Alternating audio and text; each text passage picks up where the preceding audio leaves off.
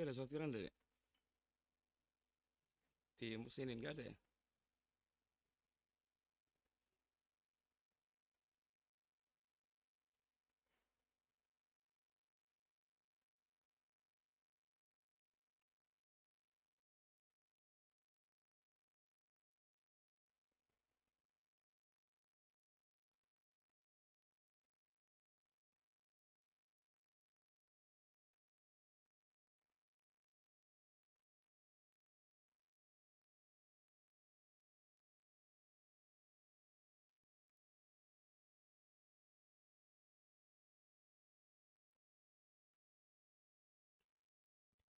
Eh, Bismillahirrahmanirrahim. Assalamualaikum warahmatullahi wabarakatuh. Innal hamdalillah wassalatu wassalamu ala Rasulillah wa ala alihi wa ashabihi wa mawalah wala haula wala quwata illa billah amma ba'du. Alhamdulillah para pemirsa pendengar Radio Muslim rahimani wa rahimakumullah. Insyaallah kita melanjutkan pembahasan kita dari kitab Fadlul Islam dan kita masih berbicara tentang dalil-dalil tentang keterasingan ini Islam. Kita masuk pada dalil wa an Abi Umayyah qala. Dari Abu Umayyah beliau mengatakan sa'atu Aba Tha'labah Al-Khushani radhiyallahu anhu kaifa taqulu fi hadhil ayah ya ayyuhalladzina amanu 'alaikum anfusakum la yadurrukum man dhalla idza tadaitum. Dari Abu Umayyah aku bertanya kepada Abu Tha'labah Al-Khushani. Kata Abu Umayyah, kaifa taqulu fi hadhil ayah? Apa pendapat Anda atau apa maksud ini ayat ini? Ya ayyuhalladzina amanu 'alaikum anfusakum. Wahai orang yang beriman, hendaklah kalian mengurus diri kalian sendiri. La yadurrukum man dhalla idza tadaitum. Tidak akan sesat, tidak akan membahayakan kalian orang yang sesat setelah kalian mendapatkan petunjuk. Qala, maka berkata Abu Tha'labah, amma wallahi laqad sa'alta anha khabiran. Demi Allah, Anda telah bertanya kepada orang yang tepat, orang yang berpengalaman. Sa'altu anha Rasulullah sallam faqala. Aku pernah bertanya kepada Rasulullah sallam dan Nabi bersabda, balik tamiru bil ma'rufi wa tanahau 'anil munkar. Hendaklah kalian tetap selalu memerintahkan yang ma'ruf, melarang yang mungkar, hatta idza ra'aitum suhan muta'an wa hawan muttaba'an wa dunyan mu'tharatan wa ijaba kulli dhi ra'yin bi ra'yi falaika bi nafsik wa da'an kal awam. Tetaplah Anda senantiasa terus melakukan amar ma'ruf nahi mungkar hingga apabila kalian melihat suhan muta'an, bakhil yang ditaati, wawan muttaba'an, hawa nafsu yang diikuti, wa dunyan mu'saratan, dan dunia yang diutamakan, wa ijaba kulli dhi ra'yin bi ra'yi, lalu setiap orang mereka bangga dengan pendapatnya sendiri. Fa'alika bi nafsik, maka wajib bagi Anda mengurus diri Anda sendiri. Wada'an kal awam, tinggalkan urusan orang awam. Fa inna min waraikum ayyamas sabir. Karena sungguhnya di belakang kalian akan ada hari-hari kesabaran. Fihinna mislu al-qabid al-jamr, yang di hari itu maka orang yang mereka bersabar di atas kebenaran, sabar di atas sunnah, seperti orang yang mereka memegang bara api. Lil amil fihinna ajra khamsina rajulan. Orang yang mereka beramal di hari itu mendapatkan 50 pahala ya'maluna misla amalikum, yang mereka melakukan amalan seperti amalan yang kalian lakukan. Qulna minna aw minhum, dari kalangan kami atau dari kalangan mereka ya Rasulullah. Qala bal minkum, bahkan kata Nabi dari kalangan kalian. Hadis ini diriwayatkan oleh Imam Abu Dawud dan Imam Tirmidzi. Di dalam hadis ini, hadis yang diriwayatkan dari ini, Abu Sa'labah menjawab pertanyaan Abu Umayyah. Abu Umayyah pernah bertanya kepada Abu Sa'labah Al-Khusani berkaitan dengan ayat Allah SWT, Ya ayyuhalladzina amanu alaikum anfusakum la yadurukum man dhalla idza tadaitum. Ayat ini kesannya adalah supaya orang itu yang penting masing-masing dirinya sendiri aja. Nggak usah ngurus orang lain. Sehingga wahai orang yang beriman, hendaklah kalian ngurus diri kalian sendiri. Sehingga kesannya itu, ya pokoknya saya soleh, saya di atas sunnah, saya akidahnya benar, lalu tidak ada kepedulian kepada dengan yang lain. La yadurukum man dhalla idza tadaitum, tidak akan membahayakan kalian orang yang sesat setelah kalian mendapatkan petunjuk.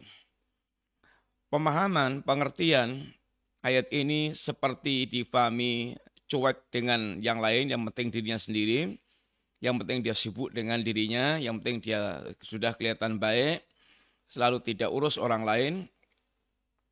Maka ini adalah pemahaman yang salah, pemahaman yang keliru. Maka Abu Umayyah tanya kepada Abu Sa'labah tentang ini ayat tersebut. Dan jawaban Abu Sa'labah adalah bahwasanya amma wallahi laqad sa'alta anha khabiran. Demi Allah, Anda telah bertanya kepada orang yang tepat, orang yang berpengalaman. Ini bukan tazkiyah. Kalau tazkiyah dilarang. Fala tuzakku anfusakum. Jangan Anda yaitu mentazkiyah diri kalian sendiri. Tetapi ini adalah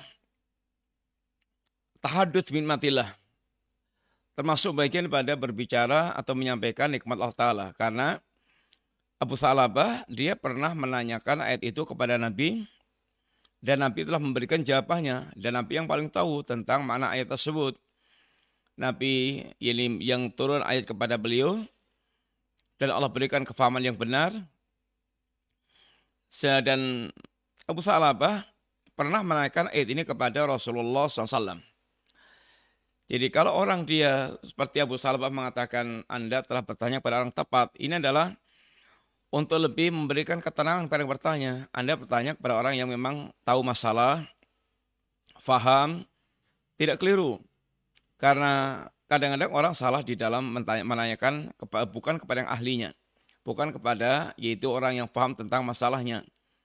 Maka menanyakan sesuatu kepada orang tepat yang ya betul-betul menguasai tentang permasalahan tersebut. Abu Umayyah telah bertanya kepada Abu Sa'labah dan Abu Sa'labah orang yang tepat untuk ditanya. Karena Abu Sa'labah dia pernah menanyakan ayat itu kepada Rasulullah SAW. Sehingga ini bukan mentazkiyah diri sendiri atau ngelem diri sendiri, tapi dalam rangka untuk memberikan manfaat kepada orang lain. Kalau Anda punya kepakaran ilmu hadis dan ingin memberikan manfaat kepada orang lain, nggak apa-apa Anda mengatakan, mari belajar kepada saya paham betul tentang masalah itu. Nggak apa-apa. Dalam rangka untuk menenangkan orang itu dan memberikan faedah kepada orang lain. Bukan dalam rangka untuk sombong, ujub, angkuh. Dan itu kembali kepada niatnya. Niat tadi. Kalau dia niatnya memberikan manfaat, orang itu bisa merasa tenang, tenteram, bahwasanya telah belajar kepada orang yang ahlinya, maka ini hal yang tidak mengapa. Kemudian Abu Sa'labah katakan salatu anha Rasulullah SAW. Aku pernah menanyakan hal ini kepada Rasulullah Shallallahu Alaihi Wasallam. Lalu Nabi mengatakan, balik tamiru bil ma'ruf wa tanahau anil munkar. Bahkan tetaplah Anda senantiasa memerintahkan yang ma'ruf, melarang yang mungkar. Ini sehingga kalimat la yadurukum man dhalla idza tadaitum tidak membahayakan kalian orang sesat setelah kami mendapatkan petunjuk. Bukan artinya suruh meninggalkan amar ma'ruf nahi munkar. Bukan itu maknanya. Bahkan Nabi memerintahkan balik tamiru bil ma'ruf wa tanahau 'anil munkar. Bahkan tetaplah Anda memerintahkan yang ma'ruf, melarang yang munkar sehingga memiliki kepedulian kepada orang lain. Sehingga dakwah ini merupakan tuntutan untuk senantiasa menyeru manusia kepada kebaikan, dan di dalam dakwah itu ada al-amru bil ma'ruf wa nahy anil munkar. Dan dakwah ini sebuah kewajiban, sehingga Allah SWT dalam surat Al-Asr Allah mengingatkan tentang orang-orang mereka beruntung, orang yang mereka beriman, beramal, berdakwah. Sehingga dakwah sebuah tuntutan yang harus manusia, yang harus ditunaikan dalam rangka betul-betul menyampaikan agama ini kepada manusia. Agar agama ini tersebarkan, agama ini kemudian tersampaikan, manusia mendapatkan manfaat dengan dakwahnya tersebut. Nggak boleh orang kemudian meninggalkan urusan dakwah tadi. Dan memang dakwah ini kebutuhan mutlak, baik yang mendakwahkan maupun yang didakwahi. Bagi manusia, dakwah merupakan kebutuhan mutlak karena manusia itu terlahir dalam keadaan bodoh. Tidak tahu apa-apa, sehingga seandainya dia tidak diajari agama, sampai mati pun dia tidak akan tahu tentang masalah agama. Sehingga wajib agama disampaikan karena manusia terlahir dalam keadaan bodoh.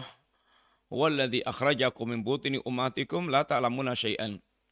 Allah yang telah mengeluarkan kalian dari perut ibu kalian dalam keadaan kalian tidak mengetahui apa-apa. Sehingga ilmu itu ditalkinkan, termasuk perkara agama ini ditalkinkan sehingga orang tahu. Kemudian juga manusia ini terlahirkan dalam keadaan yaitu dihadapkan dengan kenyataan yaitu musuh yang siap untuk senantiasa menyesatkan sewaktu-waktu. Ini setan, iblis yang telah bersumpah di hadapan Allah untuk menyesatkan manusia. La ukhwiyanahum ajma'in. Ya Allah akan aku sesatkan seluruh manusia tanpa kecuali. Sehingga seandainya manusia dibiarkan bodoh, tidak tahu agama, kemudian iblis tugas yang menyesatkan manusia, maka berarti Anda membiarkan manusia menjadi makanan empuknya iblis. Yang ketiga, dakwah ini menjadikan kebutuhan yang sangat mutlak oleh manusia. Manusia ini walaupun dia Allah berikan perangkat akal, yang akal ini adalah luar biasa, tapi akal itu serba terbatas.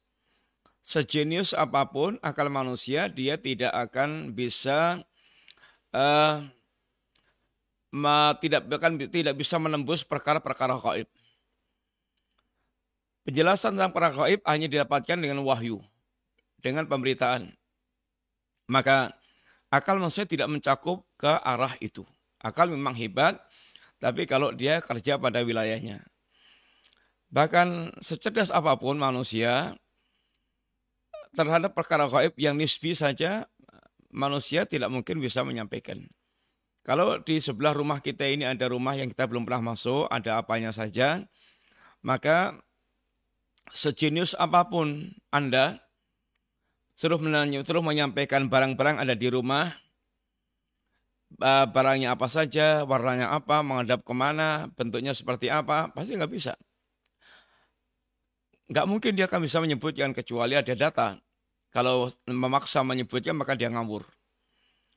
Kemudian demikian juga akal ini luar biasa hebat, tapi seringnya justru tunduk kepada hawa nafsu. Maka banyak orang mereka dengan akalnya bisa menganalisa sesuatu, tetapi kalau sudah dengan nafsu, maka akal itu kayak jongkok, akal itu tunduk, patuh, kemudian ngikut gitu aja. Contoh paling gampang adalah orang mereka bermaksiat. Orang tahu bahasa yang bahaya maksiat itu di depan mata tahu. Tapi oleh setan kayak ditutup-tutupi, dibayangkan yang enak-enak, sehingga akalnya menjadi kalah dengan yaitu nafsunya. Dan kebutuhan manusia kepada ilmu risalah ini seperti kebutuhan nafas. Kata Imam Ahmad, manusia kebutuhannya kepada ilmu ahwat min hajatim ila ta'am wa syarab, dibandingkan kebutuhan mereka kepada makan dan minum. Makan minum itu sehari bisa sekali 2 kali, tapi kalau ilmu bi'ada di anfasi, sebanyak tarikan nafas yang dia yaitu lakukan. Oleh karena itulah seorang muslim oleh karena itulah manusia sangat membutuhkan sekali tentang ilmu risalah agama ini. Selain juga bahwa ketika Nabi memberitakan umat Islam dalam keadaan kondisi hina, rendah, dicapi-capi oleh musuh menjadi menjadi sangat rendah dan tidak punya kekuatan apapun di depan musuh, maka muslimin yang asalnya mulia ini tidak akan kembali mulia ketika Allah limparkan dalam kinaan, kecuali dengan hatta tarju ila dinikum, sampai kalian kembali kepada agama kalian. Kembali kepada agama itu yang paling pertama kali mesti dilakukan adalah bagaimana mengajarkan agama kepada manusia. Bagaimana mengajarkan yaitu agama ini kepada manusia, sehingga manusia paham agama dan bisa kembali kepada agama, dan itulah cara merangkak untuk mencapai ini kemuliaan. Selain juga dakwah ini menggunakan kebutuhan kita, karena dengan dakwah itu dia akan meraih pahala yang sangat besar, pahala sangat luas. Bayangkan Anda mengajarkan ilmu diamalkan seorang, maka Anda mendapatkan pahala sepanjang ilmu Anda diamalkan manusia, sehingga menjadi pahala yang sangat luar biasa besarnya. Maka dakwah itu terus dilakukan. Tetap melakukan al-amru bil ma'ruf wa nahyi 'anil munkar. Hatta idza ra'aitum syuhan muta'an, hingga ketika Anda kemudian melihat syuhan muta', kekikiran yang ditaati. Bakhil, manusia semuanya potensi bakhil, karena secara watak dasarnya itu manusia itu kepada harta hubban jaman, yaitu sangat menyenangi sekali, sangat menyukai, sehingga kalau ingin mengeluarkan itu berat, ada rasa kebakhilan. Tapi ada bakhil yang ditaati, ada bakhil yang tidak ditaati. Orang yang dicela adalah bakhil yang ditaati, sehingga dia yaitu mengikuti kemauan bakhilnya. Dia mengikuti ini rasa bakhilnya itu. Dia akhirnya menjadi pelit, tidak mengeluarkan hartanya. Tapi kalau dia ada rasa bakhil, kemudian dia tetap bersedekah, tetap infak, tetap zakat, tetap mengeluarkan ini harta dia, ini tidak termasuk di dalam celaan ayat ini, tidak dalam celaan hadis ini. Dia memang ada rasa bakhil, itu adalah masuk watak dasar manusia, tapi dia tidak ikuti bisikan-bisikan kebakhilan tersebut. Dia tetap berinfak, sedekah, dia berusaha untuk dermawan. Wahawan muttaba'an, dan Anda melihat manusia sudah mengikuti hawa nafsu, sehingga tidak peduli lagi dengan agama. Orang tidak peduli lagi dengan ajaran agama. Dengan aturan agama halal haram, kemudian tuntutan beribadah, dan seterusnya. Sehingga yang diketahui hawa nafsu, kepuasan mengejar, kepuasan nafsu, dunia, syahwat, dan yang lainnya. Di mana dia senantiasa mengekor kepada ini kepentingan hawa nafsu tadi. Wa dunya mu'tharatan, dan dunia yang diutamakan. Tidak lagi dia berpikir tentang akhiratnya. Yang penting dunia. Yang dunia ini sesungguhnya telah dijelaskan oleh Allah Ta'ala. Paling enggak sifat dunia itu 2, mata'un qalil dan mata'ul ghurur. Mata'un qalil yaitu ketika kenikmatan yang sedikit sebentar dilihat dari waktunya, maka umur umat Muhammad antara 60 sampai 70 tahun. A'maru ummati baina sittin wa sab'in. Kemudian satu hari di sisi Allah SWT, inna yauman inda rabbika ka'alfi sanatin mimma ta'udun. Satu hari di sisi Allah itu seperti 1000 tahun dalam hitungan kalian. Kalau umur Anda 100 saja, Anda hanya punya umur seperti 2,4 jam.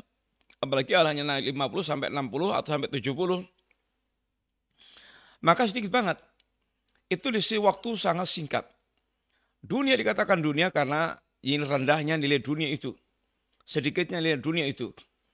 Di mana dunia digambarkan Nabi seperti sayap seekor nyamuk, bangkai seekor kambing, kemudian kotoran manusia, kemudian air, tetesan air yang menempel di jemari ketika dicelupkan ke lautan lalu diangkat. Semuanya gambar-gambar yang menunjukkan tentang rendahnya dan sedikitnya nilai dunia tersebut. Sehingga dikatakan mata'un qalil. Demikian pula dikatakan dengan mata'ul ghurur. Ini kenikmatan yang penuh dengan tipuan. Di mana orang-orang yang mereka mengejar dunia dalam rangka membayangkan tentang kebahagiaan atau mengejar kebahagiaan dengan mengejar dunia, dia pasti akan kecewa, kecelik. Karena dunia tidak akan mewariskan kebahagiaan yang hakiki. Kebahagiaan hakiki itu adanya di hati, kelapangan dada, ketenangan hati, dan itu hanya bisa diperoleh dengan cara dia mentaati Allah, itu orang mereka betul akan berbahagia. Tapi kalau hanya memperbanyak dunia, duanya luas, dunianya Masya Allah, luar biasa, itu tidak akan mewariskan yaitu kebahagiaan. Kebahagiaan itu ketika hamba semakin mendekat kepada Allah SWT. Kalau Anda sudah melihat dunia sangat diutamakan manusia, tidak peduli dengan kampung akhirat, tidak peduli dengan urusan-urusan ini akhirat, sehingga tidak peduli dengan urusan agamanya. Wa ijaba kulli dira'yin bi ra'yi. Dan orang mereka bangga dengan pemikirannya. Dia punya akun sendiri, berfatwa, kemudian ngomong semaunya, pokoknya dia memiliki mimbar sendiri. Dia hanya mencari sensasi kepada manusia, memperbanyak follower seluas-luasnya. Dia kagum dengan pemikiran-pemikirannya. Ini bahaya. Seorang muslim dia hendaknya memiliki prinsip hidup itu dengan ilmu, terus belajar, dan terus bersama dengan para ulama. Jangan pernah kagum dengan pikiran Anda sendiri. Hendaknya senantiasa pikiran kita dikroskan dengan ilmu, dengan dalil, dengan yaitu Quran dan Sunnah. Sehingga jangan pernah kita dibuat kemudian kagum dengan pikiran kita sendiri. Banyak orang mereka memiliki kekaguman dengan otaknya, dengan pikirannya, dengan jalan pikirannya, kemudian meninggalkan Al-Quran dan Al-Sunnah. Ini adalah sebuah kebinasaan yang seperti ini. Kalau Anda sudah melihat seperti ini, yaitu suhan muta'an, bakhil yang ditaati, wahawan mutaba'an, kemudian hawa nafsu yang diikuti, wa dunya mu'tharatan, dunia yang diutamakan, wa ijabah kulli dira'yin bira'yin, setiap orang bangga dengan pemikiran sendiri-sendiri, fa'alika binafsik, maka hendaklah Anda mengurus diri Anda sendiri. Anda betul-betul itu menjaga diri Anda sendiri. Wata'an kal awam, dan tinggalkan urusan orang awam. Ini tinggalkan kebanyakan orang yang mereka tidak peduli dengan agama. Tetap Anda berdakwah, beramal menahi mungkar, tetapi yang penting sekarang Anda adalah betul-betul tidak terikut arus. Fa inna min waraikum ayyaman sabir fihinna kal qabid al jamr. Akan didapatkan hari-hari yang penuh kesabaran ini, di mana orang mereka memegangi agama, bersabar di atas agamanya. Karena mereka bersabar dengan akidahnya, bersabar dengan ibadahnya, bersabar dengan akhlaknya. Itu seperti orang yang mereka memegang bara api. Memegang bara api itu di kulit. Dan kulit itu yang pertama kali merasakan panas, dingin, dan segalanya itu. Maka terasa sangat berat. Memegang bara api, panas. Orang mereka memegang agama saat itu sangat panas, sangat sulit. Orang mencaci maki, mengucilkan, menganggap aneh, sehingga tampak ghuraba, tampak dia aneh tengah-tengah masyarakat. Maka hidup di zaman itu membutuhkan kesabaran yang ekstra, kesabaran yang sangat tinggi. Bersabar di zaman itu memiliki keutamaan yang sangat luar biasa. Maka dikatakan lil amil fihinna ajru khamsina rajulan ya'maluna misla amalikum. Orang yang mereka beramal di atas sunnah, di atas agamanya, di atas akidahnya, maka dia seperti mendapatkan pahala 50 orang yang beramal di antara kalian. Para sahabat mengatakan minhum ya Rasulullah, minna au minhum ya Rasulullah, 50 dari kalangan kami atau mereka ya Rasulullah, qala bal minkum, bahkan dari kalangan kalian. Sehingga 50 kali pahalanya sahabat. Ini menunjukkan tentang besarnya pahala yang didapatkan oleh seorang hamba, seorang muslim yang bersabar memegang agamanya di tengah-tengah kebanyakannya kerusakan-kerusakan yang ada. Di mana di mana orang yang mereka bersabar di saat itu, orang yang perbaiki, orang menjadi terasing dengan agamanya itu, ini orang mereka yasluhuna idza fasadan nas. Dia memperbaiki ketika manusia rusak. Dia memperbaiki apa yang dirusak oleh manusia. Manusia merusak agama, merusak akidah, merusak ibadah, merusak akhlak, dia memperbaiki. Ahlussunnah terus bagaimana memperbaiki kehidupan yang ada. Sehingga banyaknya perusak, dia terus tampil memperbaiki manusia, bersabar, sampai dia ketemu Allah SWT. Hadis ini pula ada yang salah memahami berarti orang itu lebih utama di sahabat. Enggak. Nilai pahalanya memang besar sekali, iya. Tapi para sahabat memiliki nilai keutamaan yang tidak mungkin bisa kita ungguli. Yang Nabi mengatakan, la tasubbu ashabi. Jangan kalian caci maki ini para sahabatku. Yang Nabi kemudian menegaskan diantaranya, law anna ahadakum anfaqa misla uhudin daban ma adraka mudda ahadihim aw nasfahu. Seandainya ada di antara Anda yang berinfak dengan emas sebesar gunung Uhud, itu tidak akan bisa menyami infaknya sahabat hanya 1 mud atau setengah mud. Itu pun gandum atau korma atau makanan yang lainnya. Padahal emas 1 gunung Uhud luar biasa buahnya. Anda pahalanya tidak akan bisa menyamai para sahabat. Keutamaannya tidak bisa menyamai para sahabat Nabi. Memang Allah sediakan pahala besar. Tapi bukan berarti mengungguli para sahabat Nabi. Para sahabat ini punya keunggulan lain yang tidak mungkin kita bisa ungguli. Keimanan ini mereka, kebersamaan mereka dengan Nabi. Kemudian pahala mereka menyampaikan agama generasi pertama. Maka pahala mereka tidak mungkin bisa kita samai. Tetapi ini menunjukkan tentang besarnya pahala yang didapatkan orang mereka betul-betul bersabar di atas agama Allah SWT. Sehingga hadis ini juga menjelaskan tentang qurbatul Islam, tentang keterasingan Islam, di mana orang-orang yang mereka melaksanakan agamanya, memegang teguh agamanya di hari banyak manusia mereka melakukan kerusakan, maka ini menjadi sangat asing, sangat berat, sehingga ditamsilkan kayak qalqabid al-jamr, seperti orang mereka memegang bara api yang panas, yang membutuhkan kekuatan yang sangat dahsyat. Ini dulu yang kita sampaikan para pemirsa, para pendengar di Muslim. Insyaallah kita lanjutkan pada masa akan datang bidillah, yaitu nas berikutnya yang semisal adalah inna min ba'dikum ayyamas sabir fiha atamamu al-mutamassik bimisli ma antum alaih al-yawm lau ajru khamsina minkum. Orang mereka akan datang setelah kalian hari-hari yang penuh dengan kesabaran, di mana orang mereka betul-betul berpegang teguh di hari itu seperti mendapatkan pahala 50 di antara kalian. Dia menunjukkan tentang pahala yang sangat besar, dan telah kita sampaikan tadi, bukan berarti lebih utama di para sahabat, tetapi betul-betul mereka orang yang mendapatkan pahala yang sangat besar. Ini dulu yang kita sampaikan. Insyaallah kita lanjutkan pembahasan kita pada perancangan datang bismillah. Mudah-mudahan Allah berikan keberkahan dan memberikan manfaat bagi kita semuanya. Wassallallahu ala nabiyyina Muhammadin wa ala alihi wasallam. Assalamualaikum warahmatullahi wabarakatuh.